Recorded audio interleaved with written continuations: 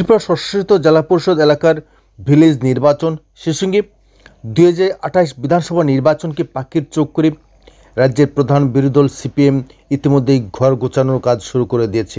রাজ্যব্যাপী সম্মেলনের মাধ্যমে সিপিএম দল তাদের দীর্ঘদিনের রাজনৈতিক সূত্র থেকে সরে এসে বর্তমানে যেভাবে দলে নয়া অক্সিজেন প্রদানের সিদ্ধান্ত গ্রহণ করে চলছে, তাতে আশঙ্কার কালো মেঘ দেখছে বর্তমান শাসক দল বিজেপি এবং তীব্রমতা। 28 বিধানসভা নির্বাচনকে পাখির চোখ করে সিপিএম রাজ্য নেতৃত্ব ইতিমধ্যেই স্থানীয় স্তরে অর্থাৎ লোকাল কমিটি স্তরে তরুণ প্রজন্মকে টেনে আনতে চাইছেন এবং বিভিন্ন লোকাল কমিটির সম্পাদক হিসেবে ইতিমধ্যেই তৃতীয় প্রজন্মের তরুণদের হাতে দায়িত্ব দেওয়া হয়েছে, যাকে কেন্দ্র করে ইতিমধ্যে সিপিএম দলে বাড়তি অক্সিজেন যোগাতে সক্ষম হয়েছে জিতেন চৌধুরী। বিভিন্ন লোকাল কমিটির দায়িত্বে তৃতীয় প্রজন্মের তরুণ তরুণীরা দায়িত্ব গ্রহণ করেছেন এবং এর ফলে ব্যাপকভাবে বামপন্থী আন্দোলন তেজি আকার ধারণ করবে।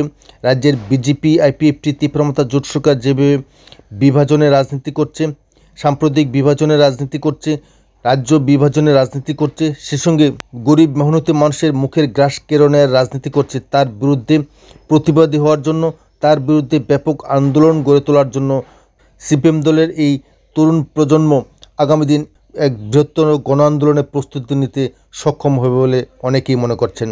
তবে সিপিএম দলের এই একটিমাত্র সিদ্ধান্তের ফলে আশঙ্কার কালমেঘ দেখছে রাজ্য বিজেপি নেতৃত্ব, সে সঙ্গে পাহাড়ের অন্যতম শক্তি তীব্রমতা। এখানে উল্লেখ করার প্রয়োজন যে এডিসি এলাকার রাজনীতিতে সিপিএম দলই ছিল শেষ কথা। বর্তমানে তীব্রমতা দল যেভাবে রাজ্যভাগে রাজনীতি করে এডিসি এলাকার জনগণকে বিভ্রান্ত করার চেষ্টা করছে, তারও তীব্র সমালোচনা করছেন জিতেন চৌধুরী। তিনি বলেছেন যে এডিসি এলাকার জনগণ আগামী দিন ক্রমশই বামপন্থীমুখী হয়ে উঠবে, কারণ পাহাড়ের রাজনীতিতে বামপন্থাই হলো শেষ কথা। এই পরিস্থিতিতে পাহাড়ের অন্যতম রাজনৈতিক শক্তি তীব্রমতাও যথেষ্ট আশঙ্কার মধ্যে রয়েছেন যে সিপিএম দলের যদি উত্থান ঘটে তবে নিশ্চিতভাবে পাহাড়ের রাজনীতি থেকে তীব্রমতাকেও একদিন বিদায় নিতে হবে। ঠিক তেমনিভাবে সমতলেও বিজেপি দল যথেষ্ট চাপের মধ্যে থাকবে বলে অনেকেই আশঙ্কা ব্যক্ত করছেন।